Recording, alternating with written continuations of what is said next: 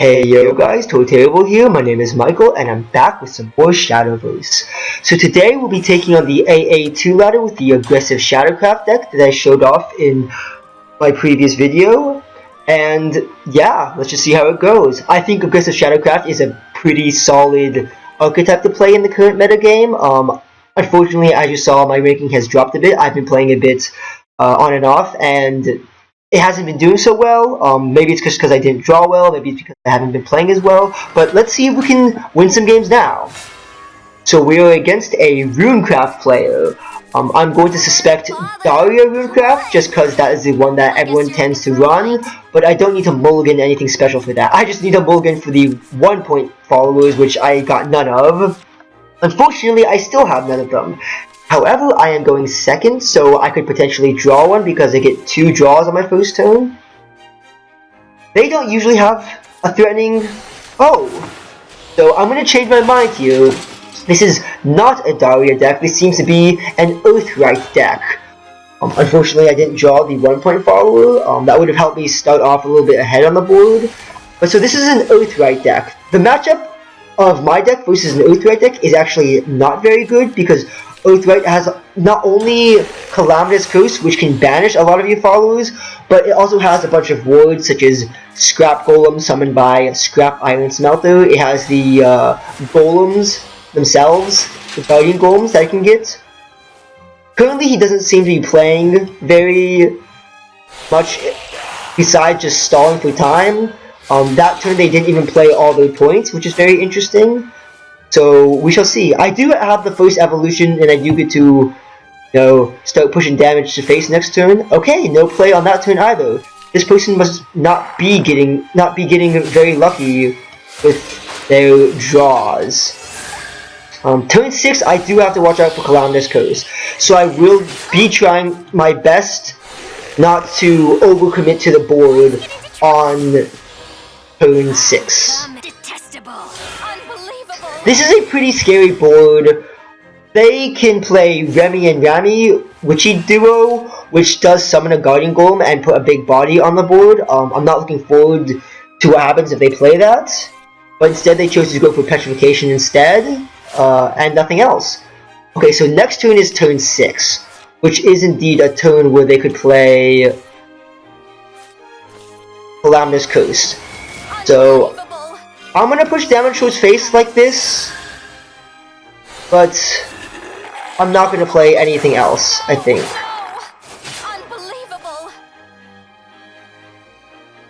No, I don't need to play anything else here.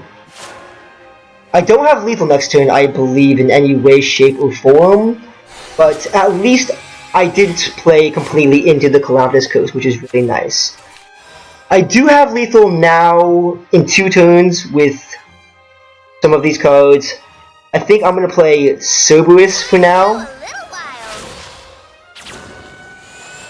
And use Nini on face. Next turn I have different ways of lethal. For example, I could play Skull Beast, evolve it, play a Dark Conjurer.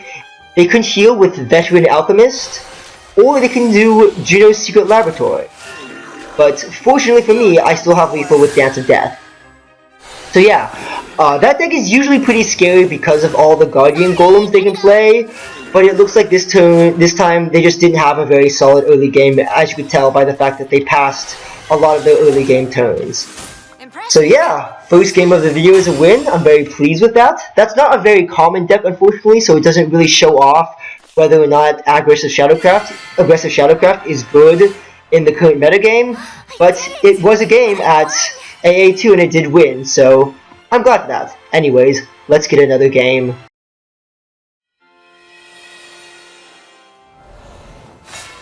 Alright, so it looks like we're against another Runecraft player, and although the last one was Earthright, I'm still going to suspect Daria, again just because that's one of the most common decks in the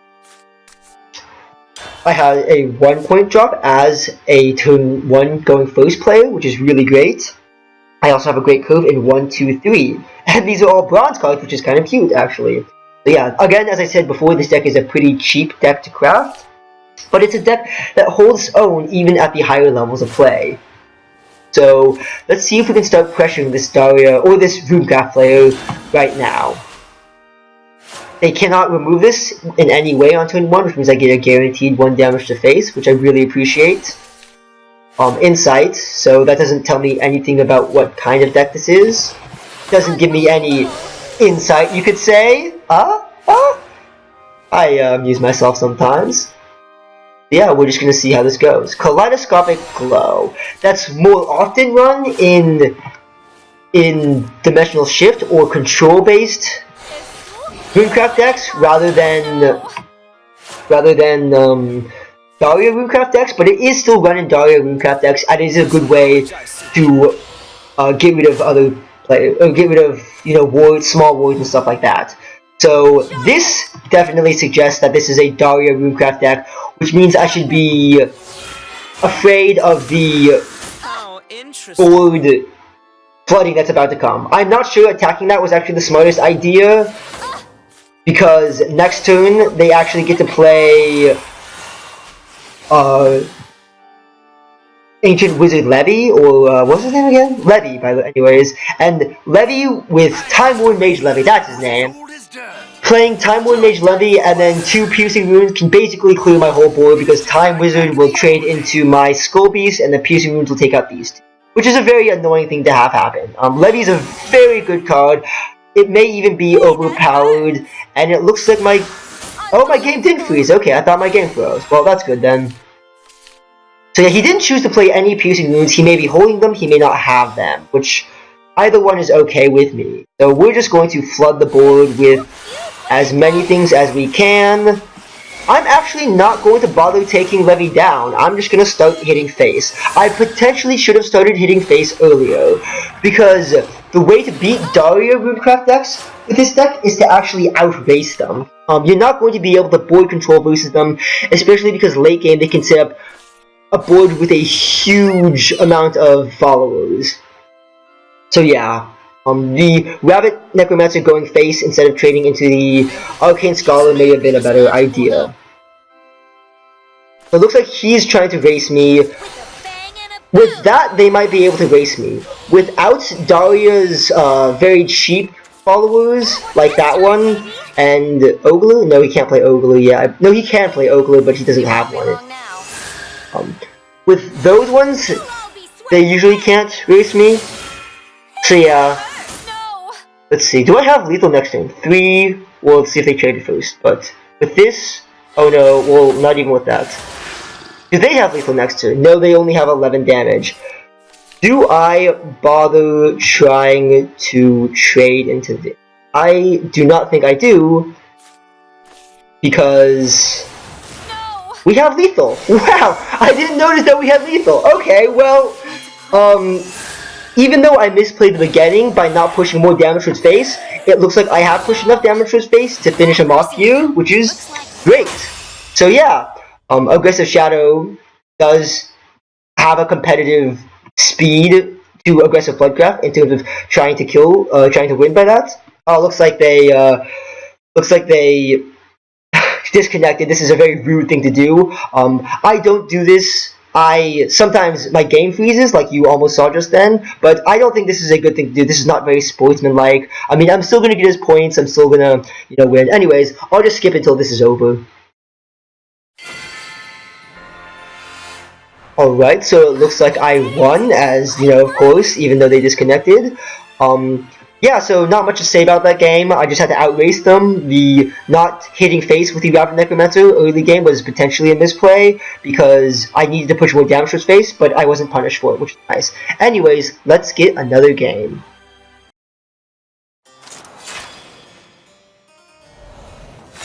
Alright, so it looks like we're against a Bloodcraft player. Bloodcraft is usually aggro in this current metagame, although Control Bloodcraft is a very threatening and difficult matchup for me. So I'm going to keep 1 2-drop, as I always like to. Oh, but I didn't draw a 1-drop. That's unfortunate. But hopefully we draw one as a first card. It'd be great to have a 1.12 to start fighting for board early, but unfortunately I do not get it. Still, this isn't a bad hand to have, especially versus Bloodcraft, because Unicorn Gets a Unica is so good. The fact that they passed the first turn like that suggests that it's potentially Control Bloodcraft, which is a very difficult matchup because Control Bloodcraft has a lot of cheap ways of healing once they hit Vengeance range. Anyway, let's see what we can do. Okay. Furious Levenduke is run in both Control and Aggressive Bloodcraft decks, so I can't really say much by that, but as you can see, Unicorn Dancer Unica is really good here, because he has to trade into it or get rid of it if he wants Furious's damage to mean anything. So, fortunately for me, they weren't able to get any value out of that. That's a annoying card to deal with, because of the Vampire Bat it summons. If I play these, I will indeed lose health because of Urius. If I play this, let's do this. Let's try and start getting rid of the Vampire Bat early. I'm not too afraid of taking damage, I suppose. And I do want a bigger board versus what I'm expecting is a Vania next turn. I may regret taking this damage, but I want to fight for board right now because I really need to hit face harder and sooner. I'm already behind in terms of how I'm doing things, which is scary and unfortunate. Oh my gosh, 2 of them? That's not fun. Oh man. Okay, well, that's some damage. Some annoying damage to face. Okay, well at least I can get rid of the Urius this turn.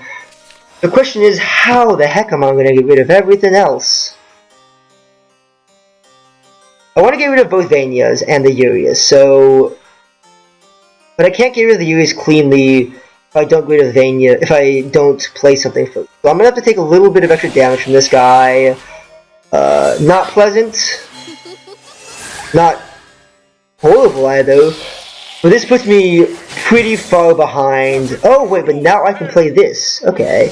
Well, actually then, I'm not in such a bad place anymore. I still have to get rid of Vanias, but at least I have something of a board. So, the 2 Vanias still don't tell me whether or not it's aggressive or... Wow, they had all 3 Vanias, huh? That's great for them. I'm going to say I think it's more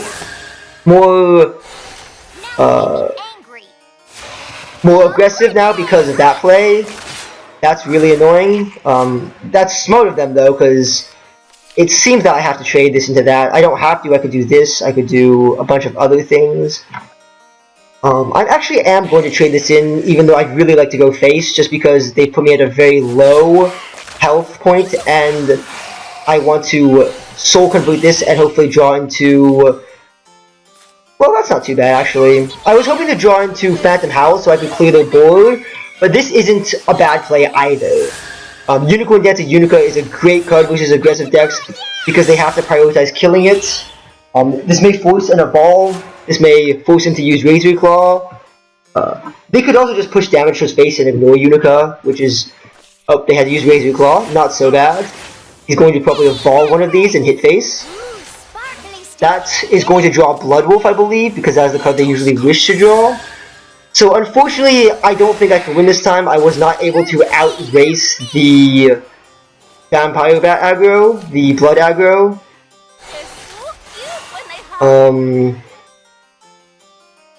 They have...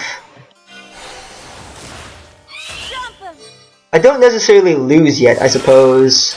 Although I can't see a way to win from here. But yeah, so I expect Blood Wolf to come out. I expect this to hit face, which sets me to 3 health. 3 health can be taken down by Demonic Strike. It can be taken down by... Demonic Storm. There's a lot of ways I can lose here. So yeah, it doesn't look like I can clear the board either, so I lose. Alright, let's give them a amazing, because they did amazing in this game, and we are over. Alright, so the matchup versus aggressive blood decks is not so bad, I think. That time I just didn't draw very well, and they drew pretty well, which is, you know, good for them. Not so good for me, but that's alright. Anyways, let's just get another game. Alright, so we are against another Bloodcraft player, this one playing the shooter leader, Vania. I prefer to see Vania over Urias just because she's so absolutely adorable. I would like to keep a 2-3 curve, but as I'm going first, I really want a 1-point play, especially again versus, oh my gosh, versus Bloodcraft. Unfortunately, I got really unlucky with my mulligan, got my bigger cards. In fact, these are two of my biggest cards, and it looks like I drew another very big card. So, the draws do not favor me today. They didn't play a turn 1 play either, which puts me slightly ahead. I'm thankful for that. Not as thankful if I had drawn, I would have preferred to draw Skeleton Fighter last turn, but what can you do? So I expect Bloodwolf, maybe Vania, maybe Razor Claw, maybe Blood Pact, maybe Eleven Duke. That's how I expect. I'm going to play both of these, even though I take 2 damage for it, just because I really want to enforce my Blood presence. And the fact that I'm taking 2 damage isn't particularly going to matter whether or not they are control or aggro. With aggro, finding 2 damage near the end of the game isn't that hard. Near the end of the game, it'll be pretty obvious who's going to win, because one side will, usually it'll be pretty obvious. There are some close aggro games, so I'm not like too afraid of taking that damage. Against control, if they manage to stabilize after my aggro push, I just lose anyways, so not that good. Okay, so he's going face with everyone. I don't think that's a good idea, because it gives me the option to control the board, and control the board I am going to do. Yeah, so with aggressive versus aggressive matchups, which I'm pretty sure he's an aggressive deck now, because I saw the Cursed Brand Vampire. With aggressive versus aggressive matchups, you really want to compete for board. Aggro Blood does have good ways of regenerating board like that, so that's kind of scary for me. So I say I should compete for board, and I'm really thinking about it. Well, that's a good card. Unfortunately, it doesn't play on curve with anything else in my hand. Do I play off curve and instead just try trading? No, that would be a bad trade. So this is unfortunate, but it is also my only move. I am getting to a pretty low health point, and them having 3 bats on the board to hit my face is going to be very unpleasant. I think I'm playing as best I can given the circumstances. Unfortunately, they had a lot faster of a start than I did. Oh my, they're really pushing face hard, huh? But see, that was a smart move. See, that kind of board control is very intelligent, and that's the kind of thing I expected from them previously. I am at 5 health now. I need to be able to take both of these down. Can I do that this turn? If this is the best I can do, I don't really have many other options. So this time, I got pretty worked over by a bad draw, but you know, with any deck you'll get a bad draw, and that's just fine. I can still win. Unfortunately, that is lethal. Oh, they killed me. I was gonna give them an amazing, but yeah, so unfortunately, I seem to have lost. Anyways, I think that's going to be the last battle of this video. Thank you guys so much for watching. Please leave a like or subscribe if you enjoyed. I'll be coming out with more of these soon enough. And see you guys later.